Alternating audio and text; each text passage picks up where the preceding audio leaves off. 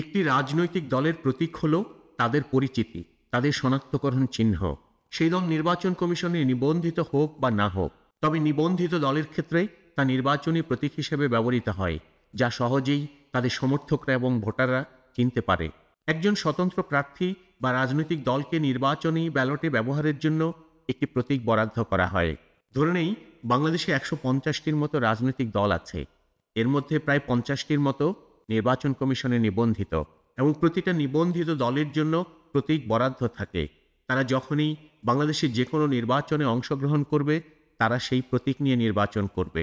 যদিও স্থানীয় সরকার নির্বাচন এবং জাতীয় সংসদ নির্বাচনের ক্ষেত্রে প্রতীকের ব্যবহার ভিন্ন হয়ে থাকে। এখন প্রশ্ন হচ্ছে, যারা নিবন্ধিত তাদের প্রতীক কি কখনো তাদের মতাদর্শ প্রকাশ করে, বা প্রতীকের মাধ্যমে কি অক্ষর জ্ঞানহীন মানুষও কি বুঝবে সেই ব্যক্তি কিংবা তার দলকে? বাংলাদেশের মানুষ ব্যক্তি এবং প্রতীক এক করে দেখে। বড় বড় রাজনৈতিক দলগুলো, এক ব্যক্তিকেন্দ্রিক দলগুলোর প্রতীক যেমন, তেমনি ওই ব্যক্তিটাও এক একটা প্রতীক হয়ে দাঁড়িয়েছে বাংলাদেশের রাজনৈতিক প্রেক্ষাপটে। সুতরাং প্রতীক এমন হওয়া প্রয়োজন যেখানে দলের মতাদর্শের প্রকাশ থাকবে, দলের সাংগঠনিক গতিধারার বর্ণনা থাকবে, সাম্য সমতার বহিঃপ্রকাশ থাকবে। প্রতীকগুলো সাধারণত সমর্থকরা এবং ভোটাররা প্রচারণায় ব্যবহার করে থাকে এবং ব্যালট পেপারে ছাপা হয়। ব্যালট পেপারে প্রতীক দেখে একজন অক্ষর জ্ঞান লোকও ভোট দেওয়ার সুবিধা পায়। বিভিন্ন দেশে প্রতীক নির্বাচনের বিভিন্ন রকম পদ্ধতি আছে। এই উপমহাদেশে কিংবা বাংলাদেশে সাধারণত সহজে শনাক্তযোগ্য বাস্তব বিশ্বের প্রাণী, বস্তু বা বস্তু, যেমন হাতি, হাত, তীর, নৌকা, ধানের শীষ, এ ধরনের প্রতীকগুলো ব্যবহার করে থাকে। অন্যদিকে ব্রাজিলে 2 অঙ্কের একটি নির্বাচনী সংখ্যা ব্যবহার করে থাকে, যা অশিক্ষিত ভোটাররাও সহজে চিনতে পারে। আবার অন্য কোথাও আছে একটি চিঠি বা অক্ষরের ছোট গ্রুপ, যেমন 1, 2, 3 বা 4টি হিব্রু অক্ষর এবং 1, 2, 3 বা 4টি আরবি চিহ্নের অতিরিক্ত চিহ্ন ইসরায়েলে ব্যবহার করা হয়। এটা ভোটারদেরকে সুবিধা দেয় বিভিন্ন ভাষাভাষীর ভোটাররা যাতে সহজে চিনতে পারে। যেমন ড্যানিশ এবং আইসল্যান্ডে সাধারণত পার্টি লেটার দ্বারা চিহ্নিত করা হয়, কিংবা অন্যান্য দলীয় লোগো বা পতাকাও প্রতীক হিসেবে ব্যবহৃত হতে পারে। সত্যিকার অর্থে প্রতীক এমন হতে হবে যা তাদের দলীয় দৃষ্টিভঙ্গি, দলের উদ্দেশ্য, লক্ষ্যকে ধারণ করে। জাতীয় নাগরিক পার্টি বা সংক্ষেপে এনসিপি বৈষম্য বিরোধী ছাত্র আন্দোলন ও জাতীয় নাগরিক কমিটি কর্তৃক বাংলাদেশে প্রতিষ্ঠিত একটি রাজনৈতিক দল। বৈষম্য বিরোধী ছাত্র আন্দোলনের নেতা এক দফার ঘোষক নাহিদ ইসলামকে আহ্বায়ক করে 28 ফেব্রুয়ারি 2025-এ এনসিপি গঠিত হয়। এটি হচ্ছে বাংলাদেশের ইতিহাসের প্রথম ছাত্র নেতৃত্বাধীন কোনো রাজনৈতিক দল এবং ছাত্র জনতার অভ্যুত্থান সফল হওয়ার ফলাফল। সুতরাং বৈষম্য বিরোধী ছাত্র আন্দোলন কিংবা জাতীয় নাগরিক কমিটি এবং নতুন গঠিত জাতীয় নাগরিক পার্টি, যারা বৈষম্য বিরোধী বাংলাদেশ গড়ার প্রত্যয়ে জুলাই গণ অভ্যুত্থানে ফ্যাসিস্ট হাসিনাকে 16 বছরের মসনদ থেকে তাড়িয়েছে, সেই দলের প্রতীক নিশ্চয়ই এমন একটি প্রতীক হতে হবে যা একসাথে বৈষম্যের বিরুদ্ধে কথা বলবে, একসাথে শৌর্য এবং ঐশ্বর্যের কথা বলবে, একসাথে মানুষের সম অধিকারের কথা বলবে। এটা ঠিক, জাতীয় নাগরিক পার্টি নির্বাচন কমিশনে নিবন্ধিত হওয়ার জন্য তাদের প্রতীক প্রস্তাব করবে। কিন্তু বর্তমান জাতীয় নির্বাচন কমিশনের প্রতীক বরাদ্দের নীতিমালা অনুযায়ী 2018 সালে প্রকাশিত নির্দেশাবলী অনুযায়ী প্রতীক বরাদ্দের জন্য একটি নির্দিষ্ট নীতিমালা রয়েছে, যেখানে নির্বাচনে প্রতিদ্বন্দ্বী প্রার্থীদের জন্য প্রতীকের বরাদ্দের ক্ষেত্রে জাতীয় সংসদের জন্য কিংবা সিটি কর্পোরেশন নির্বাচনের জন্য, পৌরসভা নির্বাচন, জেলা বা স্থানীয় এবং উপজেলা বা ইউনিয়ন পরিষদ নির্বাচনের জন্য প্রতীক নির্দিষ্ট করা আছে।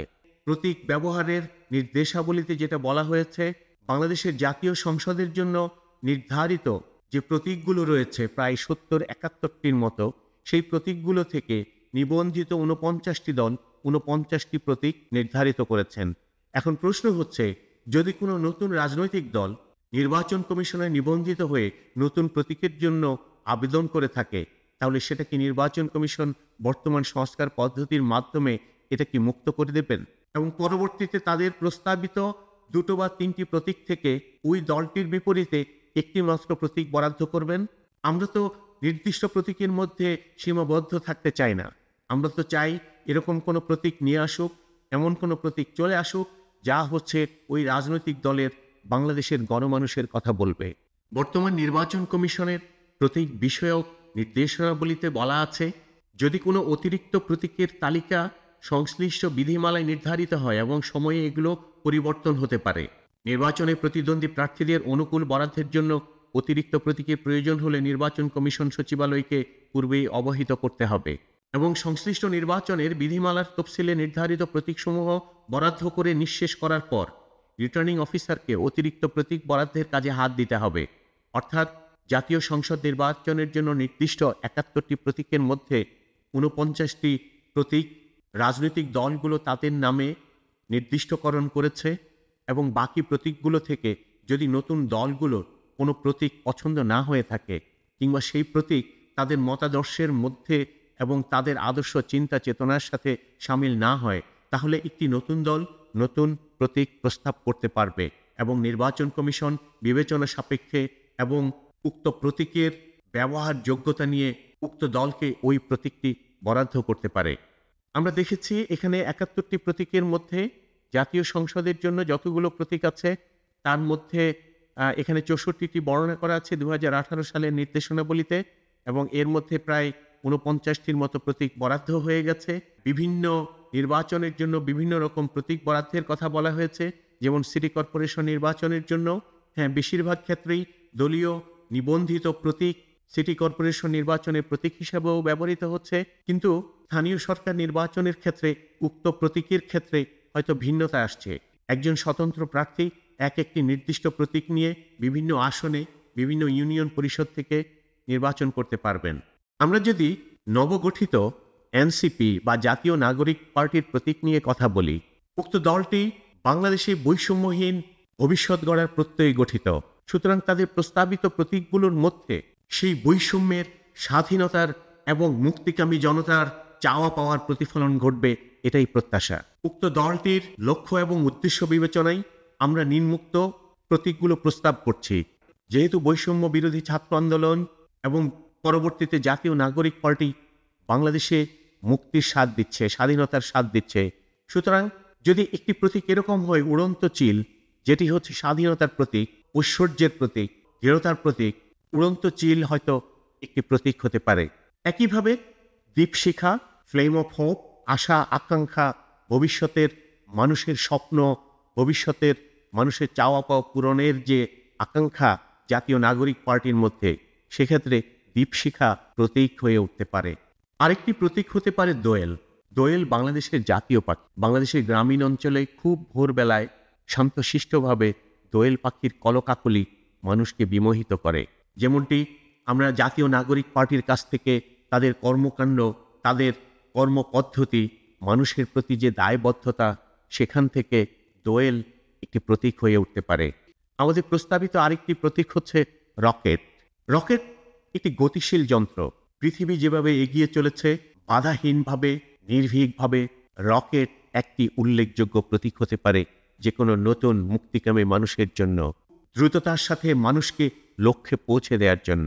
আমাদের প্রস্তাবিত আরেকটি প্রতীক হচ্ছে শাপলা, শান্তির প্রতীক, বাংলাদেশের জাতীয় ফুল, শুভ্র এবং সৌন্দর্যের প্রতীক। আমাদের প্রস্তাবিত আরেকটি প্রতীক হচ্ছে হাতি, শক্তি এবং ঐশ্বর্যের প্রতীক। আরেকটি নাম হতে পারে ইলিশ। ইলিশ বাংলাদেশের জাতীয় মাছ এবং এটি বাংলাদেশের ভৌগোলিক নির্দেশক পণ্য হিসাবে বিবেচিত। ইলিশ মাছ কখনো চাষ করা যায় না। সুতরাং উক্ত প্রতীকের মাধ্যমে এটা অন্তত বোঝানো যায় উক্ত দলের মধ্যে কোনো ধরনের হিংসা বিদ্বেষ, কোনো ধরনের চাটুকারিতা, কোনো ধরনের তেলবাজি চর্চা করা হবে না। ইলিশ মাছ একটি ইউনিক এবং একটাই। আরেকটি নাম হতে পারে রয়্যাল বেঙ্গল টাইগার। ছাত্র জনতার ব্যগ্র গর্জনে যেমন 16 বছরের স্বৈরাচারী সরকারের পতন ঘটেছে, তেমনি রয়্যাল বেঙ্গল টাইগারের মতো ভবিষ্যতের বাংলাদেশকে নেতৃত্ব দিবে বাংলাদেশ এনসিপি পার্টি। এটাই জনমানুষের প্রত্যাশা।